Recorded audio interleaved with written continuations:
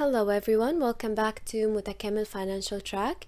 This lecture is going to be basically part 2 of creating and assigning privileges to users, and this is the part that is related to dealing with the user's info, as we can add new users or edit existing ones. We'll also learn how to give privileges to access the data of a certain branch or of the company as a whole, and that is going to be either at the user level or for a group of users. We will also learn how to monitor users log into the system and the different administrations that we have inside the system, like general ledger, sales, and so on. And we will start with the screen user info. If you want to edit existing user info, first click on search. Select the user that you want to edit by clicking twice on it and then click on modify.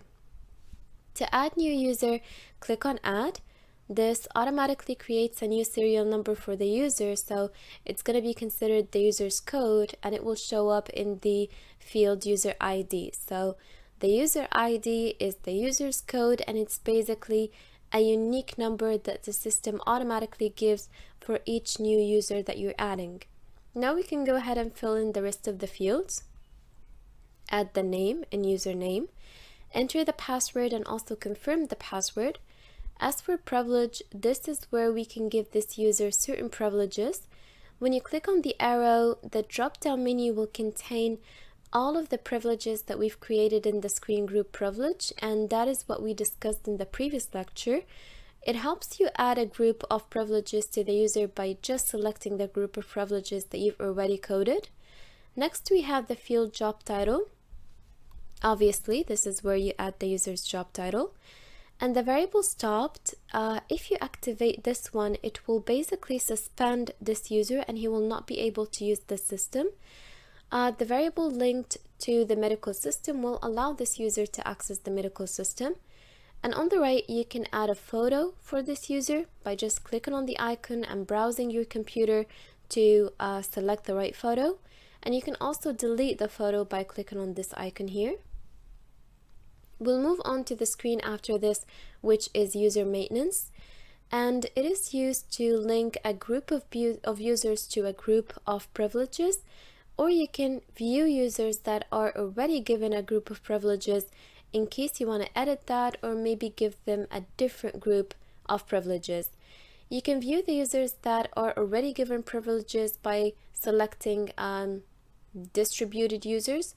But if you want to view the users that aren't given any privileges yet, then select non-distributed users. All the users shows both basically, and you can click on search and the users will be listed in the table that we can see here. You can change the privileges or add new privileges by first clicking on modify, then select the group of privilege that you want from the field group privilege, and of course we will choose the group of privileges that we're about to assign to a certain user or users. Click on the arrow and the drop-down menu will contain, like we said, the group privileges that we've coded before. Then we're going to select the branch from the drop-down menu in branch number. We can give a group of privileges to a group of users by first selecting the group of privileges that we want from this field. Then we select the users by their codes in the fields from user ID to user ID. So after you're done, like you've selected the users that you want to give privilege to by entering their ID, and you've selected the group of privileges that you want, click on save and then exit. The screen we'll talk about next is user in the system. So this is where we can see the users who are currently logged in, which shows in green, and which systems are they currently using. Users who aren't using the system will be in red. So from the screen, the admin basically can see which systems are being used by which users, and if the user logged in but did not use any system. So that's basically everything that this screen does. The one that we have next is users authorization and branches, and this screen is used to give some to give some users access to certain branches, you will select the branch in branch number, and then select the users from the fields from user ID to user ID. Click on modify and then save.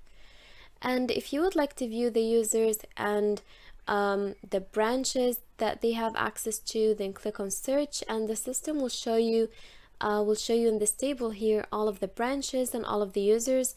And in that table, you can suspend the user's privilege to access a certain branch by activating the variable stop for that user.